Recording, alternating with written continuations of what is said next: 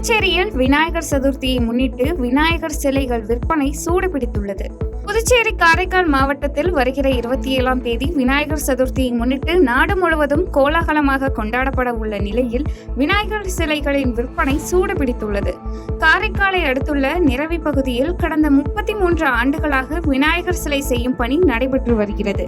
இங்கு 3 அடி முதல் 12 அடி வரையிலான விநாயகர் சிலைகள் தயாரிக்கப்பட்டு விற்பனை செய்யப்பட்டு வருகிறது. மேலும் விழுப்புரத்திலிருந்து விநாயகர் சிலைகளுக்கான தலை துதிக்கை உள்ளிட்ட விநாயகர் சிலைகளின் பாகங்கள் கொண்டுவரப்பட்டு இங்கு ஒன்று சேர்க்கப்பட்டு சிலைகள் செய்யப்பட்டுள்ளன. தொடர்ந்து சிலைகளை தண்ணீரில் கரைக்கும் போது மாசு ஏற்படுவதை தவிர்க்க குச்சி மற்றும் கிழங்கு மாவு கொண்டு இந்த விநாயகர் சிலைகள் தயாரிக்கப்பட்டுள்ளன என்பது குறிப்பிடத்தக்கது. இந்த ஆண்டு புதிய வரவாக கருட வாகனத்தில் விநாயகர் சிலைகள் வாடிக்கையாளர்களின் ஈர்ப்பை பெற்றுள்ளது. இங்கு தயாரிக்கப்பட்டுள்ள விநாயகர் சிலைகள் நாகப்பட்டினம், காரைக்கால், மயிலாடுதுறை உள்ளிட்ட பல்வேறு பகுதிகளுக்கு விற்பனை செய்யப்பட்டு வருகிறது.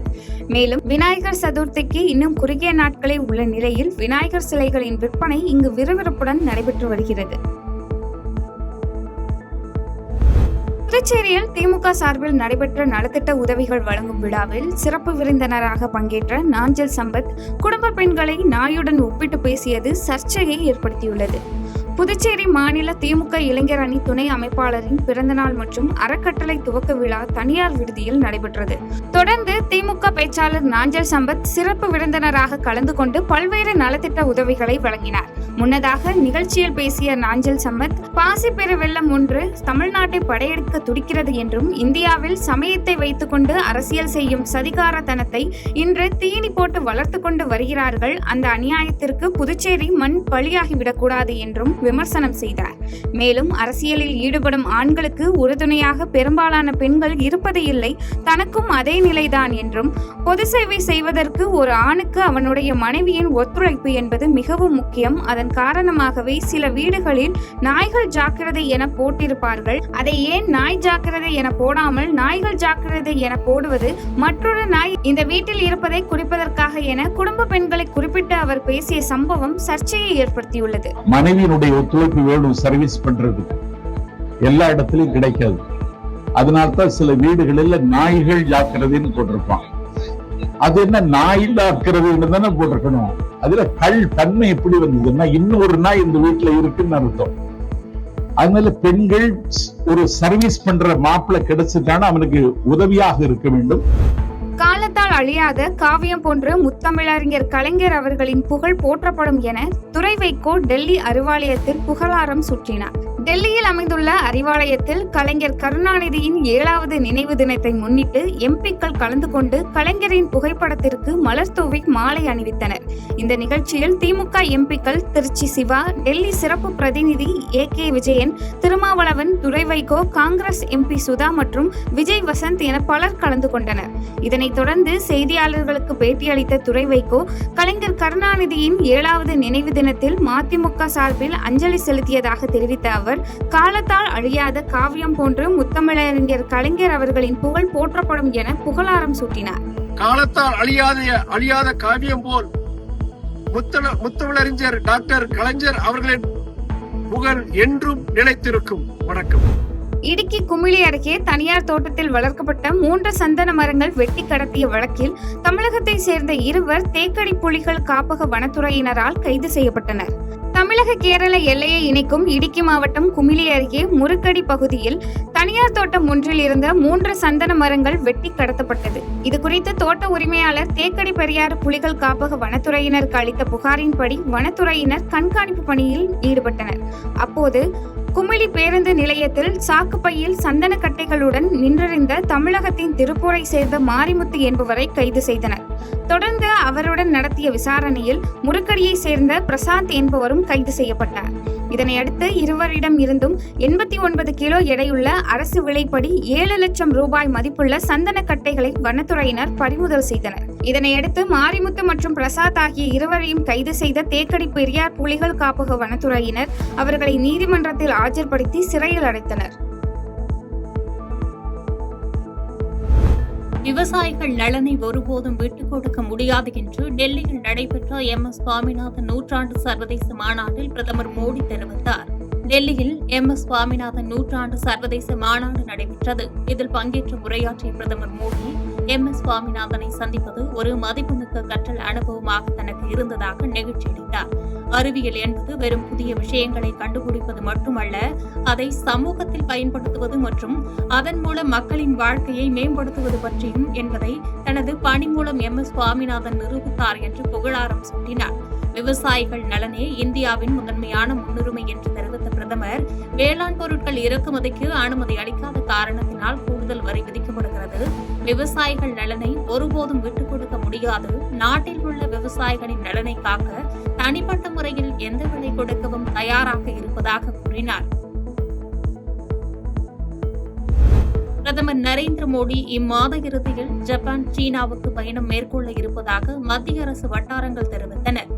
ஆகஸ்ட் 29ஆம் தேதி தனது பயணத்தின் முதற்கட்டமாக ஜப்பான் செல்லும் பிரதமர் மோடி அங்கு இந்தியா ஜப்பான் ஆண்டு மாநாட்டில் அந்நாட்டு பிரதமருடன் இணைந்து பங்கேற்கிறார். தொடர்ந்து அங்கிருந்து சீனாவுக்கு செல்லும் அவர் தியான்ஜின் நகரில் நடைபெறும் ஷாங்காய் ஒத்துழைப்பு அமைப்பின் வருடாந்திர மாநாட்டில் கலந்து கொள்கிறார். இந்த மாநாடு ஆகஸ்ட் 31 முதல் செப்டம்பர் 1ஆம் தேதிகளில் நடைபெறுகிறது. கடந்த 2020ஆம் ஆண்டு கிழக்கு லடாக் எல்லையில் உள்ள கல்வான் பள்ளத்தாக்கில் இந்திய சீன ராணுவத்தினரிடையே ஏற்பட்ட மோதலுக்கு பிறகு பிரதமர் மோடி சீனாவுக்கு செல்வது இதுவே முதல் முறை என்று கருதப்படுகிறது. UPI எப்போதும் இலவசமாகவே கிடைக்கும் என்று நான் ஒருபோதும் கூறவில்லை என இந்திய ரிசர்வ் வங்கி ஆளுநர் சஞ்சய் மல்கோத்ரா அளித்திருக்கும் விளக்கம் தற்போது சமூக வலைதளங்களில் பேசும் பொருளாகியுள்ளது. UPI பரிவர்த்தனை பயனர்களுக்கு இலவசமாக இருந்தாலும் இதற்கான கட்டணங்களை யாரும் ஒருவர் ஏற்கனவே செலுத்தி வருகிறார் என்றும் செயல்பாட்டிற்கான செலவுகளை யார் ஏற்க வேண்டும் என்பதை அரசாங்கம் இறுதியில் தீர்மானிக்கும் என்றும் மல்கோத்ரா கூறினார்.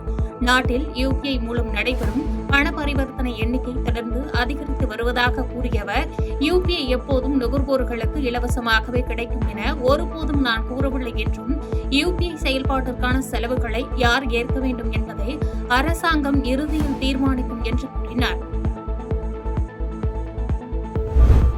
அமெரிக்காவின் 50% வரி விதிப்பால் தொடர்ந்து 3வது நாளாக இன்று இந்திய பங்குச்சந்தைகள் சரிவுடன் வர்த்தகமாகி வருகிறது. அமெரிக்க அதிபர் டொனால்டு டிரம்பின் வரி விதிப்பு இந்திய பங்குச்சந்தைகளில் தொடர்ந்து தாக்கத்தை ஏற்படுத்தி வருகிறது. கூடுதலாக 25% உட்பட மொத்தம் இந்தியா இறக்குமதி செய்யும் பொருட்களுக்கு 50% வரி விதிக்கப்படும் என்று ட்ரம்ப் அறிவித்திருந்தார். இந்த நிலையில் இதன் எதிரொலியாக இந்திய பங்குச்சந்தைகள் இன்று காலை சரிவுடன் தொடங்கியது. மும்பை பங்குச்சந்தை குறியீட்டு எண் சென்செக்ஸ் 335.71 புள்ளிகள் குறைந்து 80,208 வர்த்தகமாகிறது. அதேபோன்று தேசிய பங்குச்சந்தை குறியீட்டு எண் நிப்டி 114.15 புள்ளிகள் சரிவுடன் 24,460.5 புள்ளிகளாக வர்த்தகம் தொடங்கியது. இந்தியாவுக்கு எதிராக இன்னும் பல நடவடிக்கைகளை பார்க்க போகிறார்கள் என்று அமெரிக்க அதிபர் டொனால்டு டிரம்ப் எச்சரிக்கை விடுத்துள்ளார். ரஷ்யாவுடன் வர்த்தகத்தை நிறுத்திக் கொள்வதாக இந்தியா அறிவிக்காததால் ஆத்திரமடைந்த ட்ரம்ப், அமெரிக்காவுக்கு இந்தியாவிலிருந்து இறக்குமதி செய்யும் பொருட்களுக்கு விதிக்கப்படும் வரியை 50% உயர்த்தி நேற்று உத்தரவிட்டார். ட்ரம்பின் இந்த அறிவிப்பு நியாயமற்ற மற்றும் ஏற்றுக்கொள்ள முடியாதது என்று இந்திய வெளியுறவு அமைச்சகம் அறிக்கை வெளியிட்டிருந்தது. இந்நிலையில் இந்தியாவை போன்று பல நாடுகள் ரஷ்யாவிடம் கச்சா எண்ணெய் வாங்குகிறார்கள், ஆனால் இந்தியாவை மட்டும் குறிவைப்பது ஏன் என்று ட்ரம்பிடம் கேள்வி எழுப்பப்பட்டது. இதற்கு பதிலளித்த ட்ரம்ப், இந்தியாவுக்கு வரி விதிக்கப்பட்டுள்ள நிலையில் என்ன நடக்கப் போகிறது என்பதை பார்ப்போம். இன்னும் பல நடவடிக்கைகளை நீங்கள் பார்க்க போகிறீர்கள். பல 2ஆம் நிலை தடைகளை பார்க்க போகிறீர்கள். ரஷ்யாவிடமிருந்து கச்சா எண்ணெய் பெறும் சீனா மீது அமெரிக்க நிர்வாகம் நடவடிக்கை எடுக்கக்கூடும் என்று தெரிவித்துள்ளார். இந்தியாவுக்கு 25% வரி விதிக்கப்பட்ட நிலையில் கூடுதலாக மேலும் 25% வரி விதிக்கப்படும் என்று அமெரிக்க அதிபர் டொனால்டு டிரம்ப் அறிவித்துள்ளார்.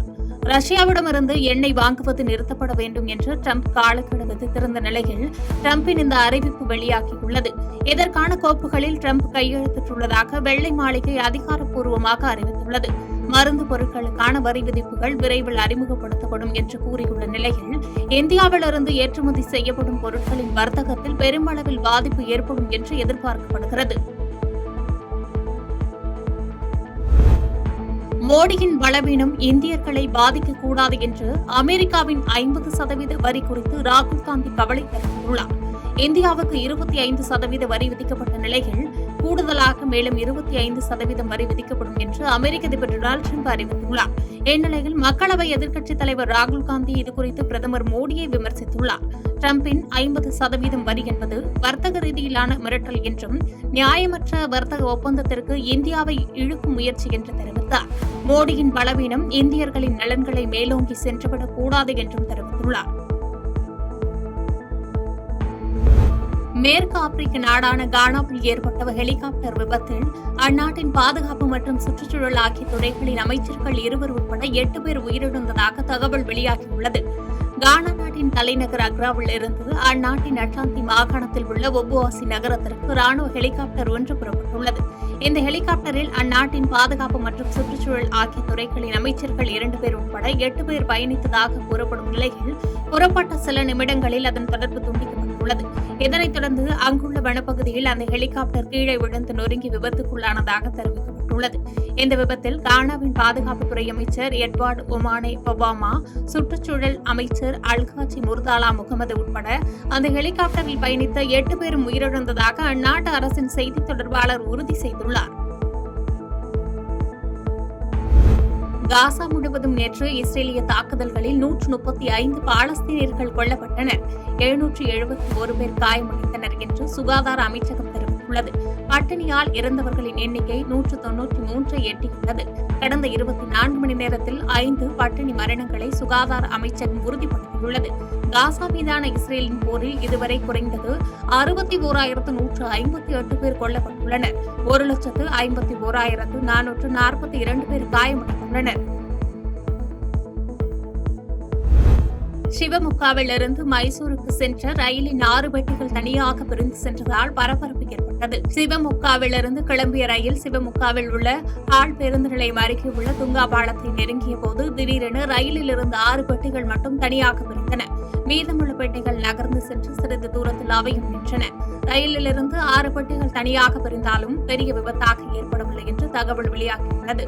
மேலும் உடனடியாக சம்பவ இடத்திற்கு வந்த ரயில்வே அதிகாரிகள் விபத்து குறித்து ஆய்வு மேற்கொண்டனர். உத்தரகாண்ட் மாநிலம் உத்தர்காஷி மாவட்டத்தில் ஏற்பட்ட வெள்ளத்தில் சிக்கிய 150 பேர் மீட்கப்பட்ட நிலையில் மேலும் மீட்புப் பணி தீவிரமடைந்துள்ளது. இமயமலை தொடரில் அமைந்துள்ள உத்தரகாண்ட் மாநிலம் உத்தர்காஷியில் நேற்று முன்தினம் திடீரென மேக வெடிப்பு காரணமாக கனமழை கொட்டி தீர்த்ததில் ஆற்றல் பகுதியில் உள்ள கீர்கங்கை ஆற்றில் வெள்ளப்பெருக்கு ஏற்பட்டது. சேரும் சகதியுமாக பாய்ந்து வந்த காட்டாற்று வெள்ளம் தராளி கிராமத்தை சூறையாடியது.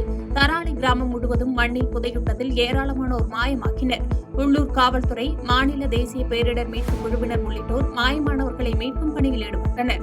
இந்நிலையில் காட்டாற்று வெள்ளத்தில் சிக்கி தவித்த 150 பேர் பாதுகாப்பாக மீட்கப்பட்டனர்.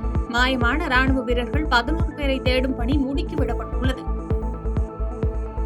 செய்திகளை உடனுக்குடன் தெரிந்து கொள்ள கீழ்க்கண்ட கேபிள் மற்றும் DTH நெட்வொர்க்குகளில் எம்நாடு செய்தி தொலைக்காட்சியை காணுங்கள். பாதகம் செய்பவரை கண்டால் நாம் பயம் கொள்ளலாகாது பாப்பா. மோதி மிதித்துவிடு பாப்பா, அவர் முகத்தில் உமிழ்ந்துவிடு பாப்பா. அண்மை செய்திகளை உடனுக்குடன் தெரிந்து கொள்ள இணைந்திருங்கள் எம்நாடு தொலைக்காட்சியுடன்.